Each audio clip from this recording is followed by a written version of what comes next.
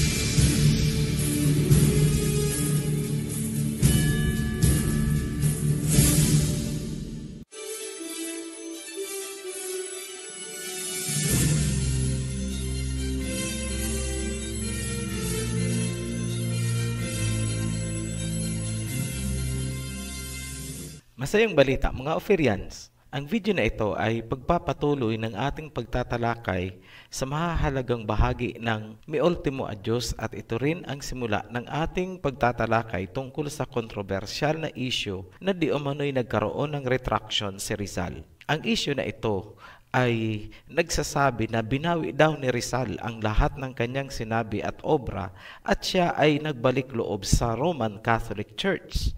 Maraming kumikilala at ipinagmamalaki ang kadakilaan at kabayanihan ni Rizal. Ngunit nakakalungkot dahil maraming hindi nakakaalam ng tunay na pagkatao ni Rizal. Kailangan niyong maunawaan ng mabuti ang mahalagang nilalaman ng huling paalam para alam nyo kung may katotohanan ba o wala ang sinasabing retraction. Panoorin nyo rin ang buong Rizal series para malaman nyo kung gaano kalalim ang misteryong natuklasan ni Rizal kung kaya siya ay pinatay. Sa nakaraang video, ipinakita natin ang pinakamahalagang mensahe ng Last Farewell na matatagpuan sa stanza number 13. Tatlong bagay ang inyong matutunghayan sa video na ito. Una, bakit sinabi ni Rizal na ang kanyang lupaing tinubuan ay bahagi ng Eden? Pangalawa, ano ang natatagong lihim na pagkatao ni Rizal? Pangatlo, ano ang katotohanan tungkol sa di umano'y retraction na ginawa ni Rizal bago ito ay pinatay? Simulan natin sa stanza number 1 ang pagtatalakay natin. Basahin muna natin sa Spanish. Adios, patria adorada, región del sol querida, perla del mar de oriente, nuestro perdido Eden. A darte voy alegre la triste mucha vida, y fuera más brillante, más fresca, más florida. También por ti la yera por tu bien. Sa English, goodbye, beloved homeland, region of the dear sun. Pearl of the East Sea, our lost Eden. To give you, I am glad, the sad musty life, and it was brighter, cooler, more florid. I would also give it for you. I would give it for your sake. Ang unang istansa ni Rizal ay isang paglalarawan ng ating lupain. Sinabi niya na tayo ay nasa east or silangan kung saan sumisikat ang araw. Sinabi niya rin na ibibigay niya ang kanyang buhay para sa lupang tinubuan. Yan ang pinaka-essence ng istansa number 1. Dalawa ang mahalagang bagay na kanyang binigkas, Perlas at Eden.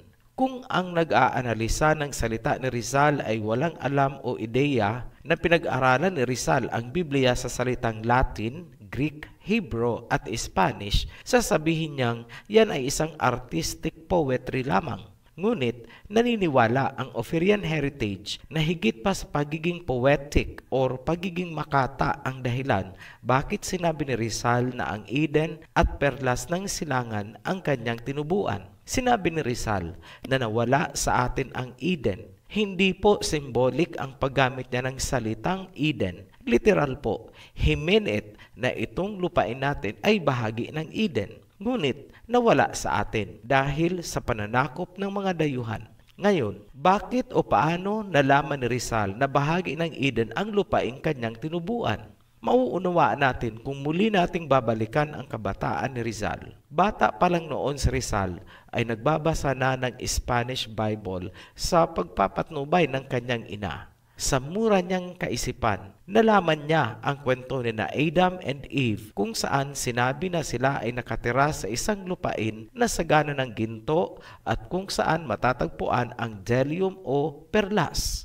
Maaaring sa mura niyang kaisipan, ang dating ng kwento ay tila isang pantasya na kwentong pambata lamang. Ngunit, noong lumaki na siya at sa panahong sinusulat niya na ang Noli Me Tangere, napag-alaman natin na siya ay nagbasa o gumamit ng Latin, Greek at Hebrew na Biblia.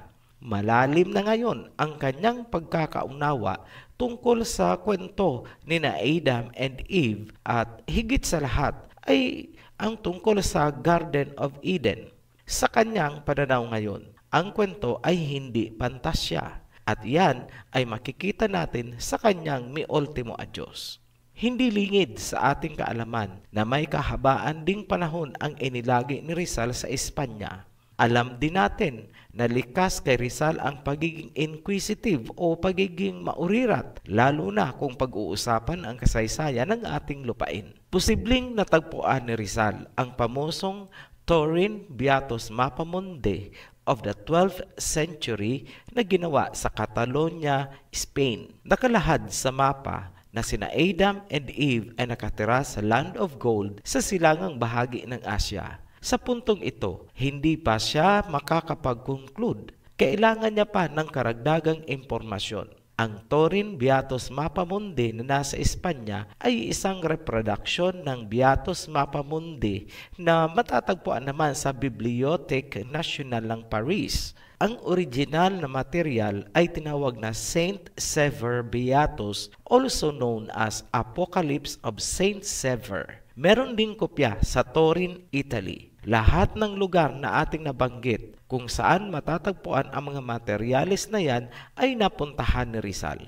Mapapansin nyo yan kung rerepasuhin ang kanyang mga travels abroad. Pangalawang material na maaari ding natagpuan ni Rizal ay ang written history tungkol sa lupain ng Pilipinas mula sa compilation ng Jesuit historian na si Francisco Colin. Ang compilation ni Francisco Colin noong 1690 hanggang 1691 ay matatagpuan din sa Madrid, Spain. Sinabi ni Colin na ang primary or pangunahing tumira talaga sa ating lupain ay sina Ophir, Havilah at Tarshish. Alinsunod daw ito kung paano hinati ni Noah ang mga lupain pagkatapos ng baha ayon sa nakasulat sa Genesis. Ang pangatlong material na maaaring nakita ni Rizal ay ang calendar page ng librong The Very Rich Hours of the Duke of Berry. Ipinakita na sina Adam and Eve at ang Garden of Eden ay matatagpuan sa eastern end of Asia kung saan hindi malamig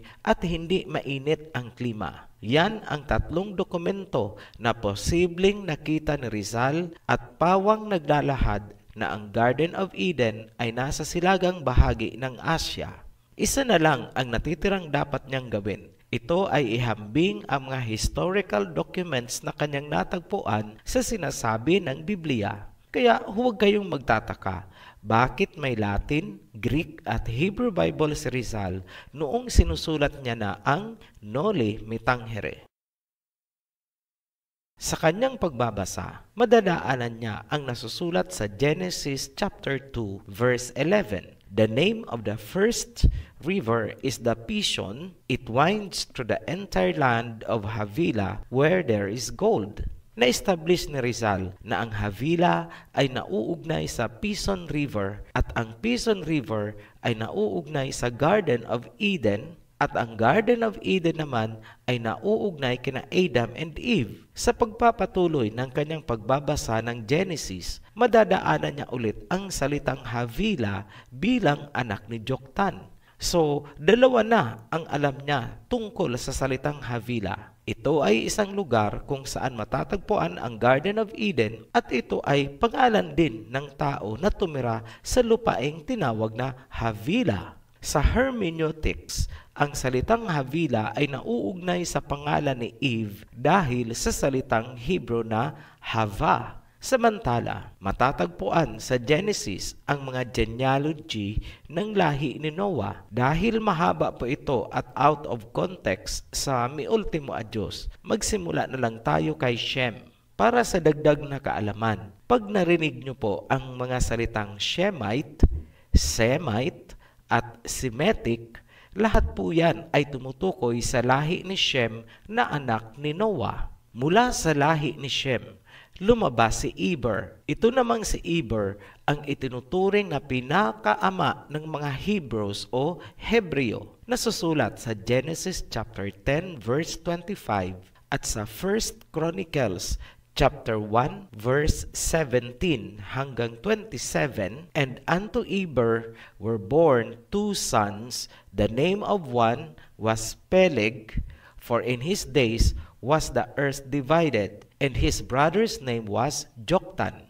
Sa verse 26, and Joktan begat Almodad, and Sheleph, and Hazarmavet, and Jira, and Haduram, and Uzal, and Dikla, and Obal, and Abimael, and Sheba, and Ophir, and Havila, and Jobab. All these were the sons of Joktan, and their dwelling was from Misha, as thou goest unto Sephar, a mount of the east. Huwag po kayong malilito sa mga pangalang Havila at Sheba. Dalawa po ang Havila. Yung isa ay yung anak ni Cush na mula naman kay Ham at nauugnay sa Africa. Yung isang Havila naman ay anak ni Joktan galing sa bloodline ni Shem at ito ang nauugnay sa Oriental race.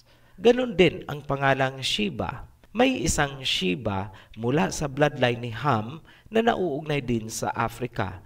Yung isa namang Sheba ay anak ni Joktan mula sa bloodline ni Shem at ito ang nauugnay sa Oriental race. Sa madaling salita, iba ang Havila at Sheba sa Africa ni Ham, iba naman ang Sheba at Havila sa Asya. Ang nasa Asya ay mga anak ni Joktan mula sa bloodline ni Shem. Ang mga Ophirians ay galing kay Shem, kaya tayo ay mga Shemites, Semite o Semitic. Ang Ophirians, ang Jacob Israel at ang Messiah ay mga Shemite or Semitic dahil nagmumula kay Shem.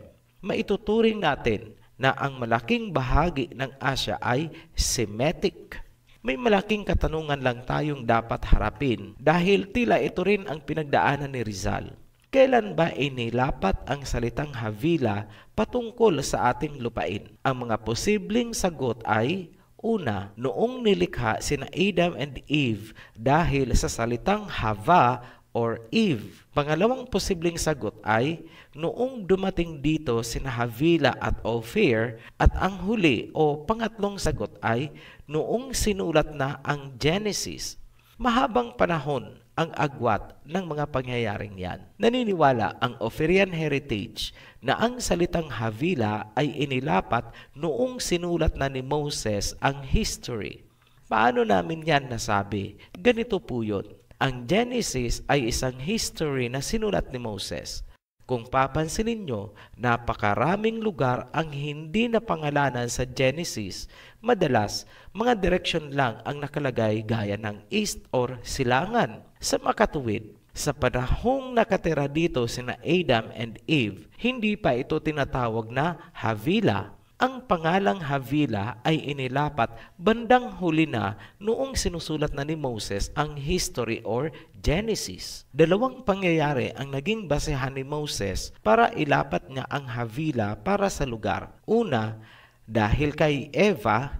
Pangalawa, dahil dito tumira si Havila na anak ni Joktan kasama ang mga kapatid niyang sina Ophir at Sheba. Sumama din si Tarshish mula sa lahi ni Japhet. Kaya huwag kayong magtataka bakit sa panahon ni King Solomon, itong lupain natin ay tinatawag ding Ophir, Havila, Sheba at Tarshish. Isang group of islands lang po ang tinutukoy. Tatalakayin natin yan ng hiwalay dahil mapapalayo po tayo sa topic. Mula sa pananaw ng isang manunulat na gaya ni Rizal, kitang-kita niya kaagad ang ugnayan ng mga pangyayari kung kaya inilapat ni Moses ang salitang Havila bilang pangalan ng lupain. Napagtanto ni Rizal na kaya Havila ang itinawag sa lugar na ito dahil dito pumunta ang mga anak ni Joktan at dahil dito rin tumira si Hava or Eve. Sa makatuwid, naririto ang Garden of Eden kung kaya ito ay bahagi ng Eden. Yan ang ibig ipakahulugan ng stanza number 1. Kaya ano ang sinabi niya? Ibibigay niya ang kanyang buhay para sa lupang tinubuan, para sa Eden. Dumako naman tayo sa stanza number 9. Pinipili lang po natin yung mga pinakamahalagang parte ng Mi Ultimo Adios. Basahin ko po sa Spanish. Ora por todos cuantos morieron sin ventura, por cuantos padecieron tormentos sin igual, por nuestras pobres madres que gimen su amargura, por huérfanos y viudas, por presos en tortura, y ora por ti que veas tu redención final. Pray for all who died without success, for how many suffered torments like no other, for our poor mothers who groaned their bitterness, for orphans and widows, for prisoners in torture, and pray for you to see your final redemption. Sa Tagalog parang ganito po. Manalangin para sa mga namatay. Gaano kadami na ang nagdusa sa pasakit na walang kapantay. Para sa ating mga mahihirap na ina na humagulhol sa kanilang kapaitan. Para sa mga ulila at byuda. Para sa mga bilanggo na pinahihirapan. At manalangin para makita nyo ang inyong huling pagtubos. Inilarawan ni Rizal kung ano ang sinapit ng mga Pilipino na nakikipaglaban para sa lupang tinubuan. Maraming namatay na bilanggo at naulila sa ilalim ng pinagsamang kapangyarihan ng Espanya at Roman Catholic Church. Alam naman nating lahat sa pangalan pa lang na ang pananampalatayang ito ay mula sa Roma. Dumako tayo sa stanza number 10. Y cuando en noche oscura se envuelva el cementerio, y solo muertos queden velando allí, no torbes su reposo, no torbes el misterio, tal vez acordes wigas de citara o salterio. So yo querida patria, yo que te canto a ti. Sa English, and when in dark night the cemetery is wrapped, and only dead are watching there, do not disturb the rest, do not disturb the mystery. Maybe the chords you hear, zither or psaltery, it's me, dear country, I sing to you. Sa Tagalog, at kapag sa dilim ng gabi, ang sementeryo ay nabalot na, at ang mga patay na lamang ang duoy nakamasid. Huwag abalahin ang kanilang pamamahinga. Huwag gambalain ang misteryo. Marahil ang himig na inyong maririnig, sitara o salteryo, ito ay sa akin, mahal na bansa, umaawit ako sa iyo. Sinabi ni Rizal, huwag sisirain ang alaala at misteryo ng mga yumao. Sa madaling salita, respetuhin natin ang pagkatao at ang mga nagawa ng mga yumaong nagbuwis ng buhay para sa Eden na kanyang lupang tinubuan. Sa istansang ito, ipinakilala ni Rizal ang kanyang sarili. Pansinin niyo ang sinabi niyang, kapag nakarinig kayo ng sitara o salteryo, ako yan ginigiliw kong bansa, inaawitan ko kayo. Tanong, ano po ba ang sitara o salteryo? Sa English, ito ay zither or salteri. Sa Asya, ang sitara or zither ay isang portable o pwedeng bitbitin na musical instrument. Huwag pong magkakamali, ang sitara po ay hindi gitara. Ang sitara ay mas popular sa mga inchik mula noon hanggang ngayon dahil yan ay bahagi ng kanilang sinauna o ancestral musical instrument at tinawag nilang guzheng.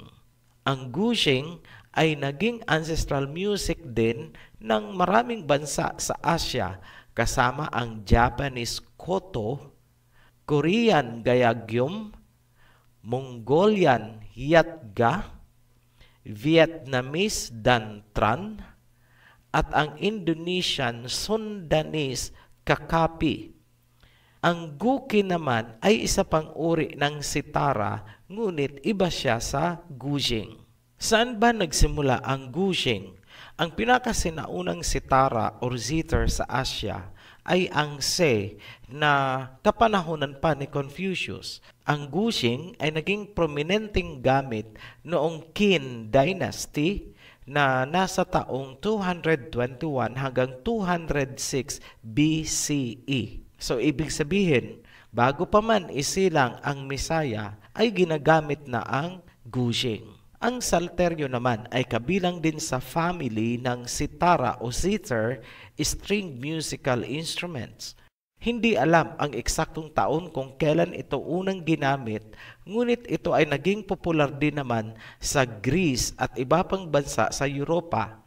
Naniniwala ang Ophirian heritage na ang sitara o salteryo ay mas popular sa China at ito ay napunta sa Europa sa pamamagitan ng Ancient Silk Road. Ngayon, itinuturo tayo ng sitara o salteryo sa tunay na pagkatao at pinagmula ni Rizal. Makikita yan sa kanyang family tree. Tingnan mabuti ang simpleng chart na aming ginawa. Magsimula po tayo sa pinakamababa. Hanapin nyo ang pangalan ni Jose Rizal. Paakyat po tayo, ipinakita natin na ang tatay ni Rizal ay si Francisco Rizal Mercado.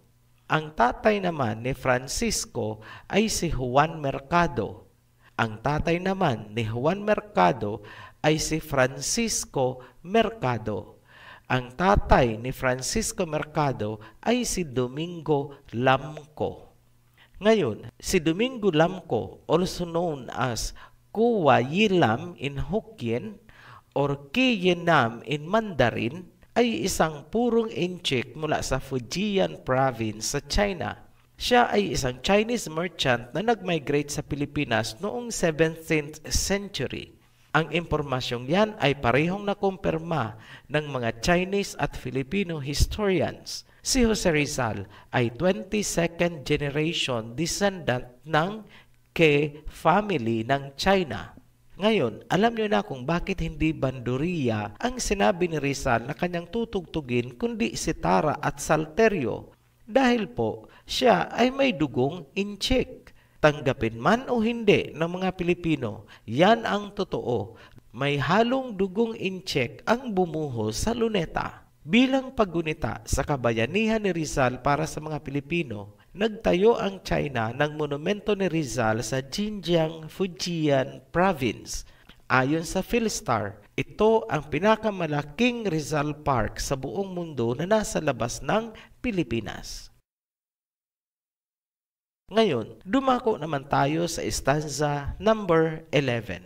Y cuando ya mi tumba de todos olvidada, no tenga cruz ni piedra que marquen su lugar. Deja que la are el hombre, la esparza con la azada, y mis cenizas antes que vuelvan a la nada, el polvo de tu alfombra que vayan a formar. And when my grave of all forgotten, it has no cross or stone that mark its place, let her be the man, spread her with the hoe, and my ashes before they come back to nothing. The dust on your carpet they will form. Tagalugin po natin. At kapag nakalimutan na ang aking libingan, wala itong cross o batong marka sa lugar na kinalalagyan. Hayaan ang sinuman na ikalat gamit ang asarol. Ang aking alabok bago bumalik sa kawalan at maging sa inyong alfombra ay maging alikabok na namuuna. Sa stanza number 11, inilarawan ni Rizal ang maaaring mangyari sa paglipas ng mahabang panahon na kahit ang kanyang libingan ay walang marka at makalimutan na. Hayaan daw ang sinuman na ikalat ang kanyang alabok dahil hindi nga alam na doon pala siya nakalibing. Tila kinutuban si Rizal na ganyan ang gagawin sa kanya ng simbahang Katoliko at nagkatotoo nga ang kanyang premonition.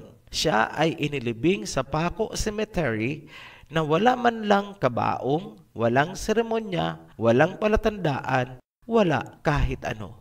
May ikukumpara natin si Rizal sa isang salvage victim sa kalagayan o pangyayaring yon. Inilihim ang kanyang pinaglibingan para mabaon na siya sa limot. Natagpuan ang kanyang labi sa pagsusumikap ng kanyang nakababatang kapatid na si Narcisa. Ginalugad nito ang mga sementeryo sa Manila upang hanapin kung saan inilibing ang kanyang kuya. Nakakalungkot na pangyayari. Isang aksidente lamang na napansin ni Narcisa na may mga gwardya o civil guard sa gate ng Paco Cemetery at kinutuban siyang baka doon inilibing ang kanyang kuya. Ginalugad niya ang sementeryo hanggang natagpuan niya ang sariwa pang pinaglibingan. Binigyan niya ng pera ang sepulturero para lagyan ito ng palatandaan na may inisyal na RPJ. So ito pong RPJ is isinulat na pabaliktad ng JPR na ibig sabihin ay Josepe Rizal. Noong August 1898, ang Pilipinas ay nasa ilalim na ng Amerika. Doon pa lang nabigyan ng permiso ang pamilya Rizal na hukayin ang pinaglibingan. Nakilala nila ang damit at sapatos ni Rizal.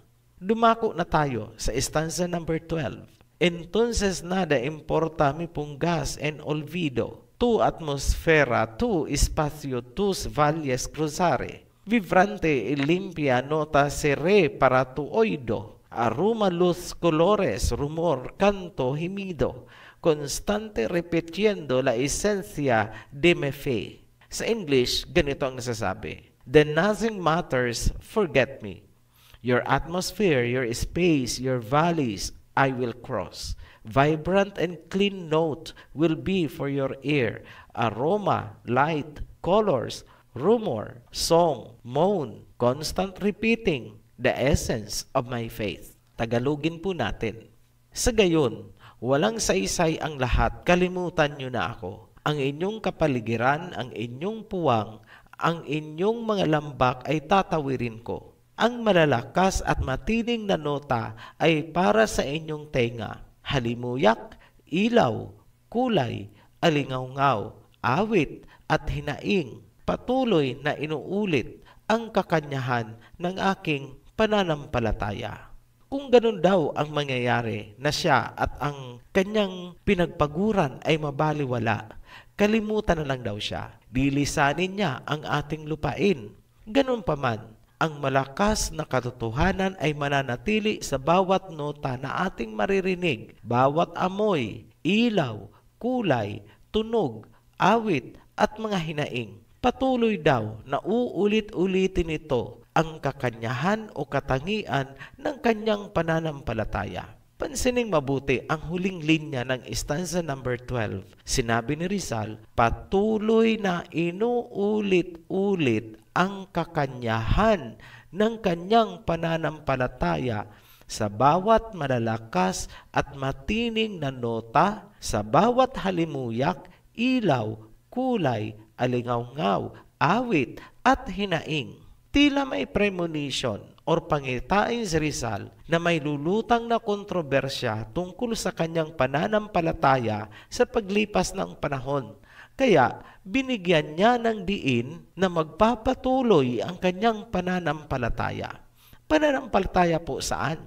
Sa nakaraang video, ipinaliwanag natin ang stanza number 13 kung saan may sinabi si Rizal na mayroong pananampalatayang pumapatay. Yun ang pumatay sa Gumbursa at yun din ang pumatay sa kanya. Ngayon, puntahan natin ang retraction.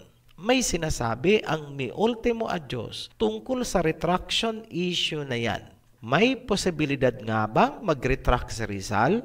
Makikita nyo kung meron ba o walang posibilidad na mag-retract si Rizal kapag naintindihan nyo ang ating mga video sa Rizal series. Sa ating pagtatalakay sa susunod na video, titimbangin natin ang mga argumentong inihaharap ng magkabilang panig. Marami po tayong anggulo na kailangang silipin tungkol sa retraction. Hindi lang ang sitwasyon ni Rizal ang ating titingnan, kundi pati rin ang sitwasyon ng kanyang pamilya. Higit sa lahat, ay ang nilalaman ng Mi Ultimo a Diyos na kung mauunawaan ay magbibigay ng tuldok sa issue. Muli kaming nagpapasalamat sa mga patuloy na nagsusubaybay sa ating serye. Welcome po para sa mga bagong subscribers natin. Kung sa tingin nyo ay may katuturan ang ating mga inilalahad sa video, mangyari po na paki-like at paki-share din para marami ang makapanood. Hanggang sa muli, be blessed, Ophirians! Tunay ngang maraming dapat muling tuklasin kung kayo'y natuto o naliwanagan. Pakisuportahan ang ating gawain sa pamamagitan ng pag-like at pag-subscribe. Muli, maraming salamat sa panunood.